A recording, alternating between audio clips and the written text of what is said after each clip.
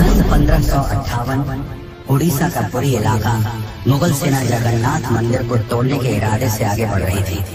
घोड़े सर पर दौड़ रहे थे, तलवारें चमक रही थी, लेकिन जैसे ही सेना मुख्य गर्भगृह की ओर बढ़ी, एक अजीब सा तूफान उठा। सूरज की रोशनी अचानक गायब हो गई और चारों ओर अंधकार छा गया। फिर सैनिकों ने देखा कि मंदिर के अंदर से तेज रोशनी आ रही है और रोशनी के साथ एक भयानक और डरावनी चीज उनके पास आ रही है। ये दृश्य इतना भयानक था कि कई सैनिक वहीं पर बेहोश हो गए और जो बच गए वो ऐसे भागे मानो उनके सामने मौत खड़ी हो। अब आप सोचिए कि क्या यह सिर्फ एक ऐतिहासिक घटना थी या फिर सच में भगवान जगन्नाथ ने अपने धाम की रक्षा की। पुरी का जगन्नाथ मंदिर एक ऐसा स्थान जो सिर्फ भक्ति का केंद्र नहीं बल्कि अनगिनत रहस्यों की चुप दुनिया है। क्या आपने कभी सोचा है कि क्यों इस मंदिर का ध्वज हमेशा हवा के विपरीत दिशा में उड़ता है और क्यों मंदिर के ऊपर लगे सुदर्शन चक्र हर दिशा से ऐसा लगता है मानो आपको ही देख रहा हो। यहाँ तक कि प्रसिद्ध किताब भविष्य मलिका में इस मंदिर को लेकर कलयुग की कई भविष्यवाणियां की गई जो कि सारी की सारी सच हुई है। इनमें सबसे प्रसिद्ध है कोविड-19 यानी कि कोरोना की घटना। इस किताब में लिखा गया था कि जब मंदिर का सबसे पुराना पेड़ गिर जाएगा तब एक भयानक महामारी आएगी और यह पूरी तरह सच भी हुई।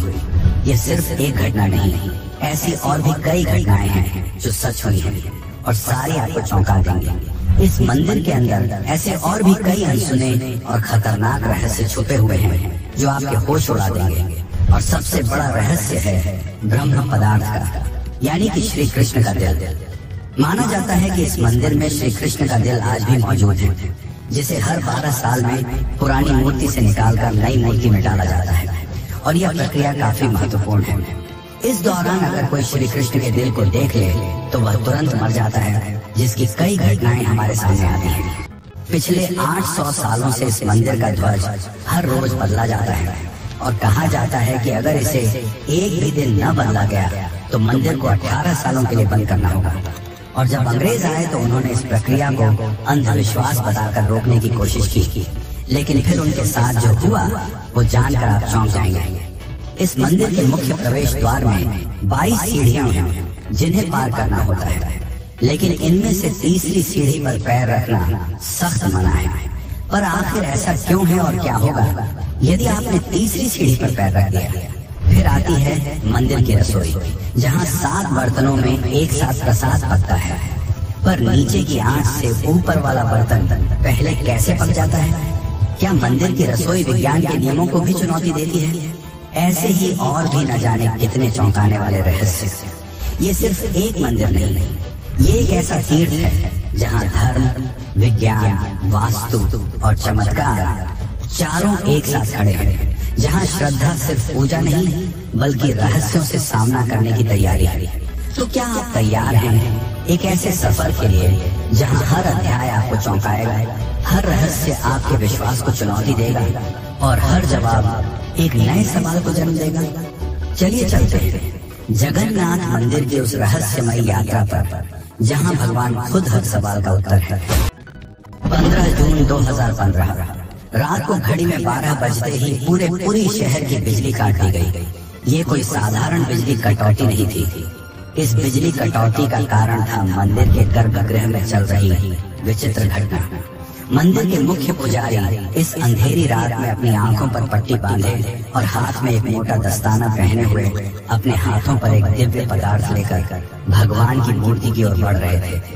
ये कुछ और नहीं, श्री कृष्ण का दिल था, जिसे ब्रह्म पदार्थ भी कहा जाता है।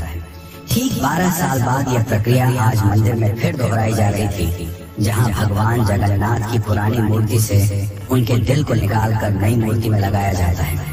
ये होता है भगवान के शरीर को बदलने का, लेकिन आत्मा को यथावत रखने का अनुष्ठान।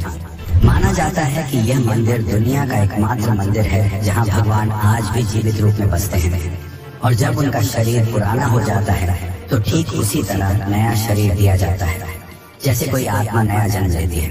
कहते हैं इस ब्रह्म तत्व को आज तक किसी ने नहीं देखा और जिसने भी देखने की कोशिश की वो जिंदा नहीं बचा। नवकलेवर की रात जब पुरानी मूर्तियों से ब्रह्म तत्व निकालकर नई मूर्तियों में डाला जाता है, पुरी में कर्फ्यू जैसा माहौल बना दिया जाता है। पूरे शहर की बिजली काट दी जाती है। मंदिर को घोर अंधेरे में बंद कर दिया जाता है। मंदिर के अंदर होते हैं सिर्फ विशुद्ध ब्राह्मण, जिनका खानदान सदियों से यही कार्य करता आया है। उनकी आंखों पर पट्टी बांधी जाती है और हाथों पर मोटे दस्ताने पहनाए जाते हैं, ताकि वे ना देख सकें और ना ही महसूस कर सकें कि ब्रह्म पदार्थ है क्या। जब यह प्रक्रिया होती है तब मंदिर की सुरक्षा सीआरपीएफ के जवान करते हैं और किसी भी व्यक्ति का मंदिर के अंदर जाना सख्त मना होता है। तो सवाल उठता है, ब्रह्म तत्व आखिर है क्या? क्या यह कोई दिव्य ऊर्जा है? क्या यह सिर्फ विश्वास है या सच में कोई ऐसा अविनाशी पदार्थ मौजूद है जो युगों से युगों तक जीवित है? माना जाता है कि यह ब्रह्म पदार्थ काफी ज्यादा शक्तिशाली है, जिससे लगातार दिव्य ऊर्जा निकलती रहती है और हमेशा हल्का सा कंपन महसूस होता रहता है। प्रसिद्ध इंडियन आर्कियोलॉजिस्ट प्रवीण मोहन के हिसाब से श्री कृष्ण सिर्फ एक इंसान नहीं बल्कि एक सुप्रीम बीइंग थे। उनके मुताबिक ब्रह्म पदार्थ, जिसे कृष्ण का दिल भी कहा जाता है, वह असल में एक आर्क रिएक्टर है, यानी कि एक ऐसा डिवाइस जो भयंकर स्तर की ऊर्जा उत्पन्न करता है। उन्होंने यह तक बताया कि क्यों जगन्नाथ की मूर्तियों को लकड़ी से बनाया जाता है। उनके अनुसार लकड़ी बिजली को कंडक्ट नहीं करती, जिस कारण वह ब्रह्म पदार्थ से निकलने वाली इलेक्ट्रोमैग्नेटिक एनर्जी को रोक लेती है। वैसे तो माना जाता है आज तक इसे किसी ने नहीं देखा है, पर आज से करीब 50 साल पहले एक व्यक्ति ने दावा किया था कि उसने इस हृदय को देखा है। उसने कहा कि हृदय छानी की तरह तरल बह रहा था और यही तरल लकड़ी को कमजोर कर देता है, जिस कारण हर 12 साल में मूर्तियों को बदलना पड़ता है। उस व्यक्ति ने यह तक कहा कि जब उस हृदय को प्रकाश में लाया गया तो वह चक्र की तरह घूमने लगा और जोर से कंपन करने लगा। यानी कि जब इस ब्रह्म पदार्थ को रोशनी मिलती है तो यह और भी ज्यादा सक्रिय हो जाता है, जो कि खतरनाक साबित हो सकता है, जिस कारण हर बार जब इसे पुरानी मूर्ति से नई मूर्ति में बदला जाता है तब पूरे शहर की बिजली काट दी जाती है। विज्ञान के लिए आज भी यह एक चौंकाने वाला रहस्य है जिसे कोई समझ नहीं पाया, लेकिन भक्तों के लिए यह उनके श्री कृष्ण है, उनका दिल है, जिस कारण हर दिन लाखों की तादाद में भक्त भगवान जगन्नाथ के दर्शन करने आते हैं। वैसे क्या आपको पता है कि जब श्री कृष्ण की मृत्यु हुई तब पांडवों ने उनके शरीर को जला दिया था, पर फिर कैसे उनका हृदय बच गया और वह पुरी तक कैसे पहुंचा? और इस भव्य मंदिर की रचना किसने की? आखिर कौन था जिसने बड़ी ही चमत्कारी तरीके से भगवान जगन्नाथ की मूर्ति बनाई? तो चलिए जानते हैं अब इस रहस्यमयी और रोचक घटना को, जो आपको इंटरनेट और किताबों में नहीं देखने को मिलेगी। लेकिन उससे पहले अगर आपको वीडियो अच्छी लग रही है तो इसे लाइक करके कमेंट में जय जगन्नाथ जरूर लिखिए। आज से करीब 5000 साल पहले महाभारत युद्ध के पश्चात चारों तरफ केवल लाशें ही पड़ी थी। लाखों पड़े शव और कौरवों के विनाश ने सबको झकझोर दिया। कौरवों की माता गांधारी ने इस विनाश का कारण श्री कृष्ण को बताया।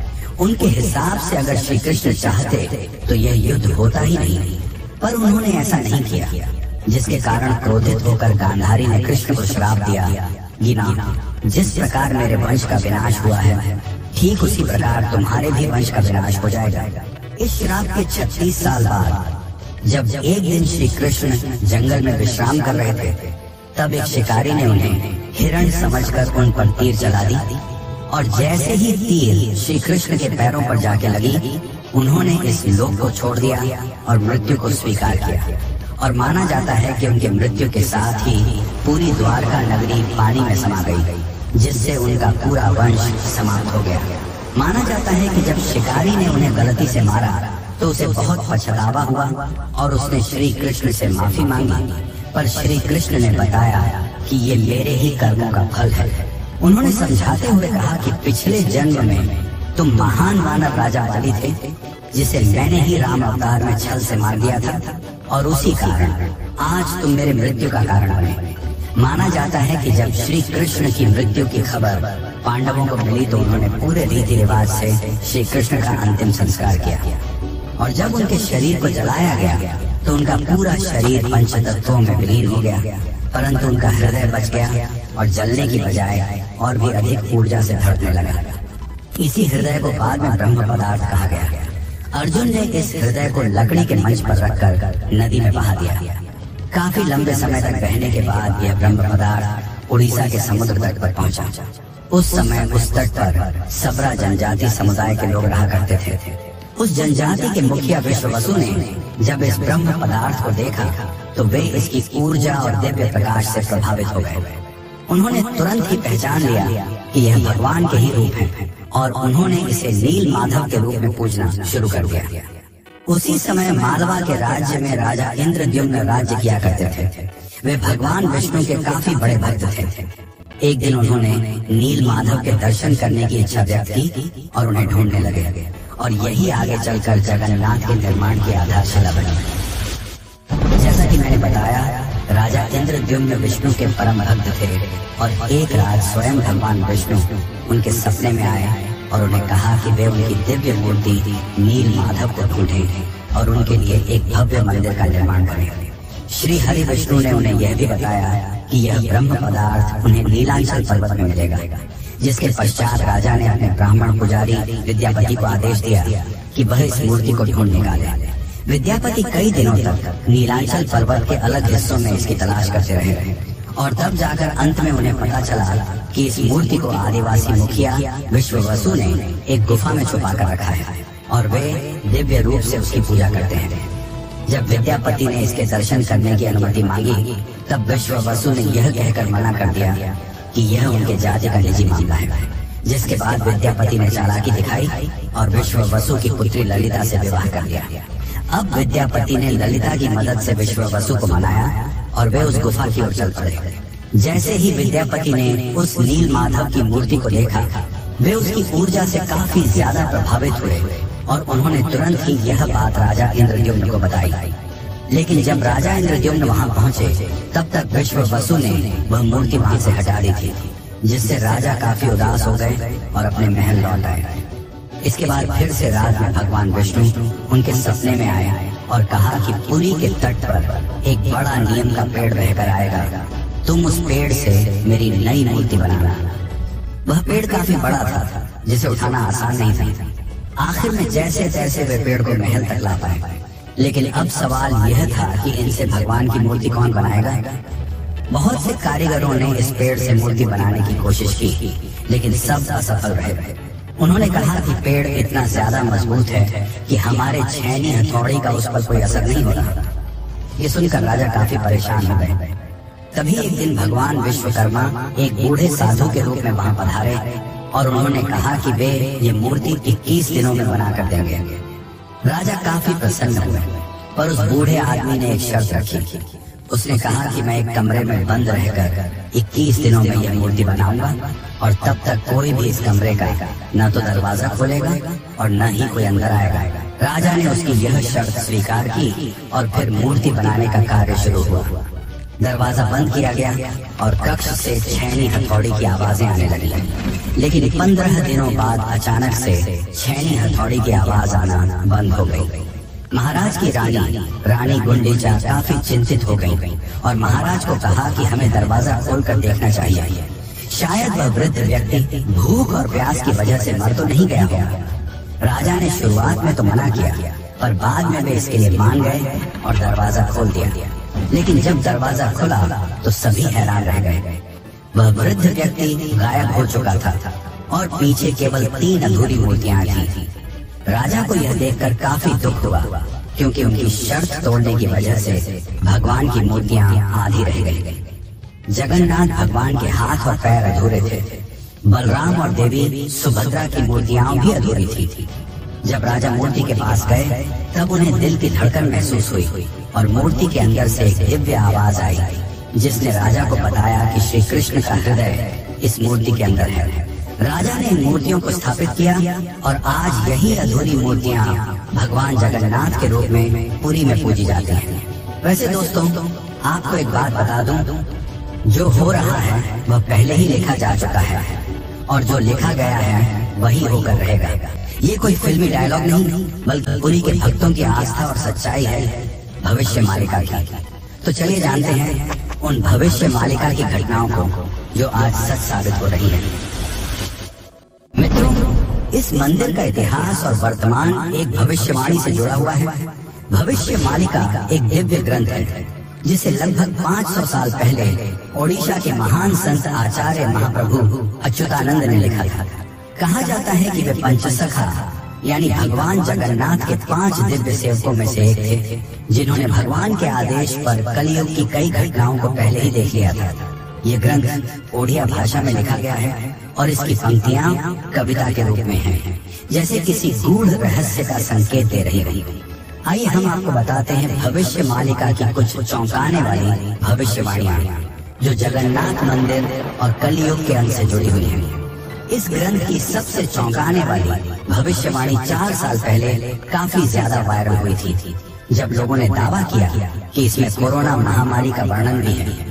नाना रोग आसीवा, गोटे बड़ा व्याधि, लोका घरे रहीबे, बाहर को न जीवा, अर्थात अनेकों रोग आएंगे, एक बड़ा रोग फैलेगा, लोग घरों में बंद रहेंगे, बाहर नहीं निकल पाएंगे। अब ये पंक्तियां किसी भी सामान्य रीडर को 2020 की कोविड-19 महामारी की याद दिला देती है। पुरी और ओडिशा में कई संतों और विद्वानों ने इसे भविष्य मालिका की सटीक भविष्यवाणी माना। इस किताब की एक और बात, इसमें जिक्र किया गया है कि मंदिर परिसर के ऊपर जो कपड़ा है उसमें आग लगने की घटना का उल्लेख मिलता है। कुछ साल पहले पहली बार त्रिदेव के वस्त्र में आग लगी थी। इस घटना के बाद कलयुग के अंत के बारे में एक बार फिर से बातें होने लगी। कहते हैं कि पापनाश एकादशी के दिन जगन्नाथपुरी मंदिर में एक अखंड महादीप जलाया गया था, लेकिन अचानक तेज हवा चली और झंडा उड़कर दीपक के ऊपर चला गया, जिससे मंदिर के झंडे में आग लग गई। यह घटना 19 मार्च 2020 को हुई थी। कहा जाता है कि दूसरे मंदिरों की तरह जगन्नाथ मंदिर के गुंबद पर कभी कोई पक्षी नहीं बैठता और ना ही इस पर कोई प्लेन या हेलीकॉप्टर उड़ता है, लेकिन जुलाई 2020 के बाद से मंदिर के गुंबद पर गिद्ध, चील और बाज को देखा गया था। ये पक्षी मंदिर के गुंबद, स्तंभ और नील चक्र पर भी बैठे थे। ऐसे में दुनिया के महाविनाश की भविष्यवाणी एक बार फिर से चर्चा में आ गई थी। भविष्य मालिका के अनुसार जब कलयुग का अंत करीब होगा तो भगवान जगन्नाथ मंदिर का नील चक्र यानी सुदर्शन चक्र तूफान से टेढ़ा हो जाएगा। मई 2019 में समुद्री तूफान फानी के कारण यह विशालकाय चक्र टेढ़ा हो गया था।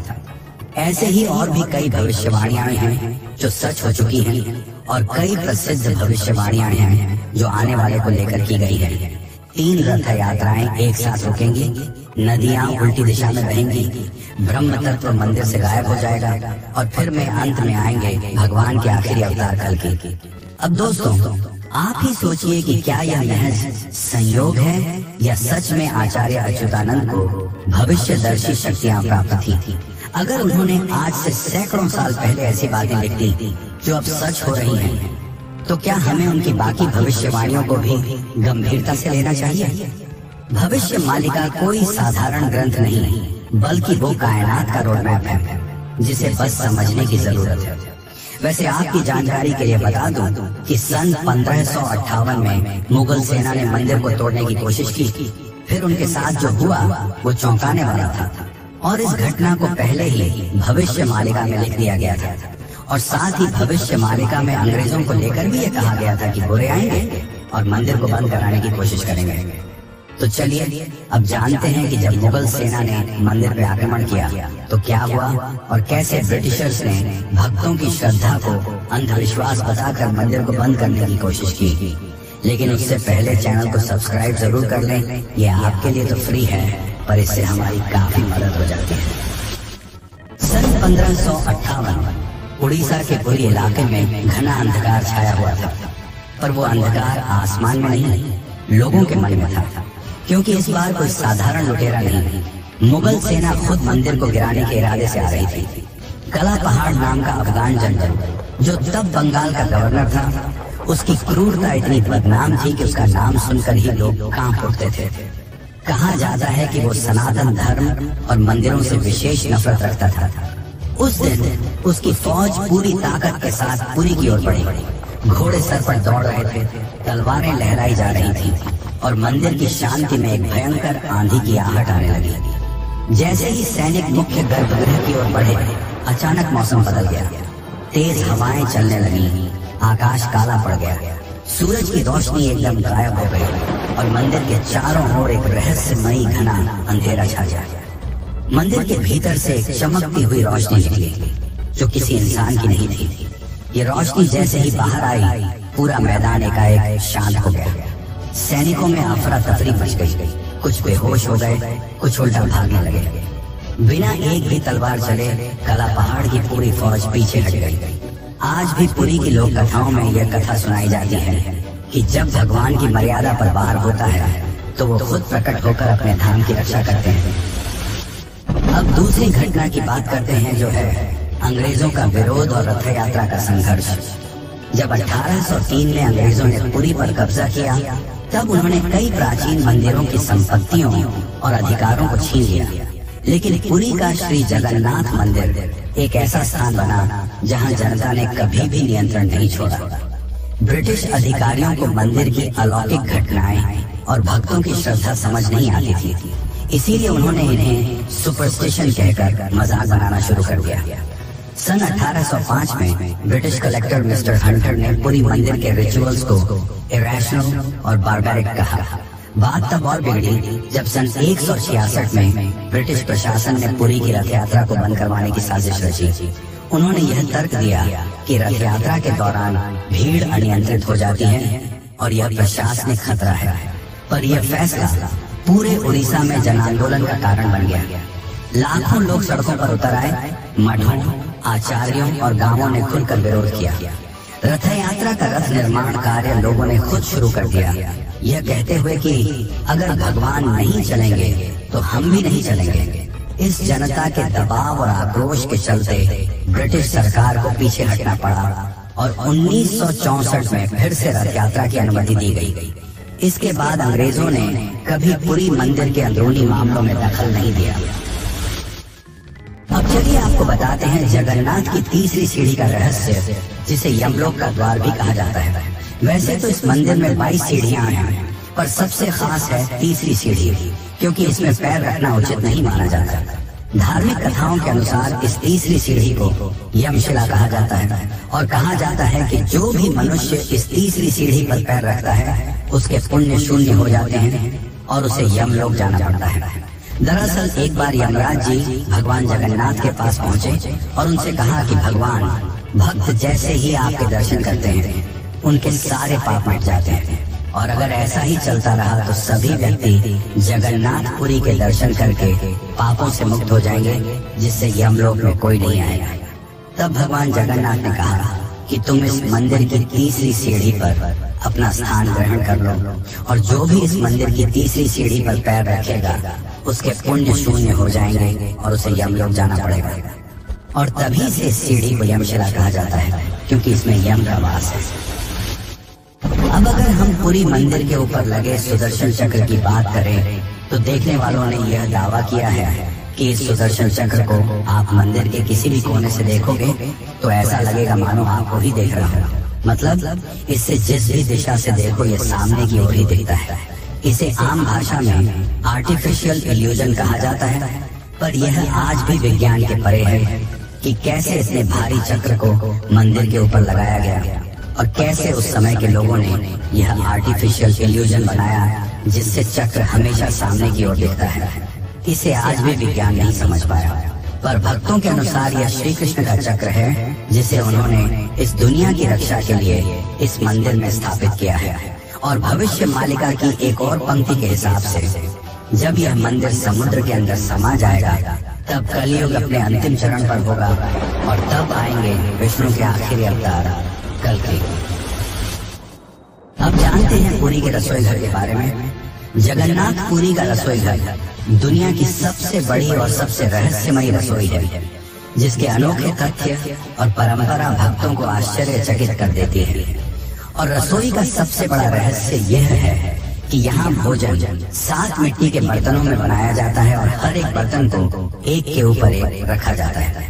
और स्वाभाविक है कि सबसे नीचे के बर्तन में ज्यादा आंच आ रही है तो उसे सबसे पहले पकना चाहिए, लेकिन पुरी में ऐसा नहीं होता। ये चौंकाने वाली बात है कि 7 बर्तनों में जो सबसे ऊपर होता है उसका खाना पहले पकता है, जो विज्ञान के सारे तथ्यों को गलत साबित करता है। यहाँ भोजन बनाने का कार्य केवल सेवायत ब्राह्मणों द्वारा किया जाता है और किसी भी बाहरी व्यक्ति को इसमें प्रवेश की अनुमति नहीं मिलती। इस पवित्र रसोई में किसी प्रकार के आधुनिक ईंधन या गैस का उपयोग नहीं किया जाता, बल्कि केवल लकड़ी के चूल्हे पर पारंपरिक विधि से प्रसाद बनाया जाता है। पूरी मंदिर में रोजाना लगभग 50,000 से 2 लाख लोगों तक को महाप्रसाद बांटा जाता है। लेकिन चमत्कार देखो, कभी भी खाना बर्बाद नहीं होता और कभी भी कम नहीं पड़ता। मान्यता है कि माँ लक्ष्मी स्वयं प्रतिदिन रसोई में आती हैं और रसोई के सेवकों को अंतः प्रेरणा देती हैं कि आज कितनों के लिए प्रसाद तैयार करना है। ये सिर्फ परंपरा नहीं, सदियों से चलती लीला है, जिसे आज तक कोई इंसानी गणित नहीं समझ पाया।